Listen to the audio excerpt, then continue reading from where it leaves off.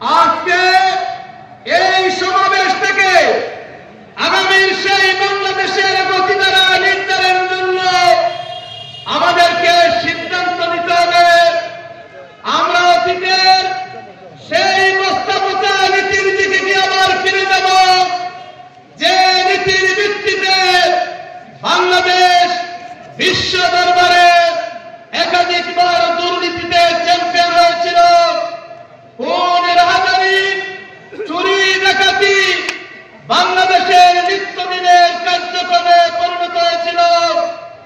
আজকের এই সমাবেশ থেকে আমরা সিদ্ধান্ত নিব, আমরা অতীতের সেই দুঃশাসনের নেতাপন থেকে জুলাই বিপ্লবের মাধ্যমে মুক্তি পেয়ে সেই পথে আর ফিরে যেতে চাই না।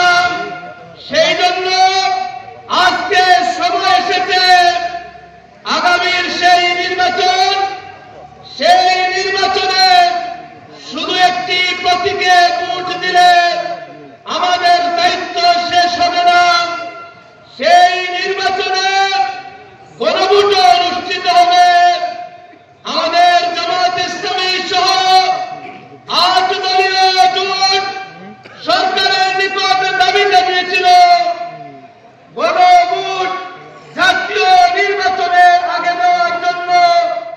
সরকার যেহেতু ইতিমধ্যে ঘোষণা করেছেন একই দিনে জাতীয় নির্বাচনে গণভোট অনুষ্ঠিত হবে, সেই ক্ষেত্রে আগামী নির্বাচনে দুর্নীতি মুক্ত বাংলাদেশ গড়ার লক্ষ্যে দুঃশাসনের নেতাকল থেকে এই জাতি মুক্তি পেতে হলে ন্যায়ের প্রতীক, ইনসাফের প্রতীক, সত্য ন্যায়ের অনুসারী দাঁড়িপাল্লা প্রতীকের প্রার্থীকে ভোট দিয়ে বিজয়ী করার মাধ্যমে যেভাবে আমরা একটি নতুন বাংলাদেশ গঠন করার স্বপ্ন বাস্তবায়ন করতে চাই, ঠিক অনুরূপভাবে জুলাই সনদের আইনি ভিত্তি প্রণয়নের জন্য আমরা সেই গণভোটে হ্যাঁ ভোট প্রদান করতে হবে।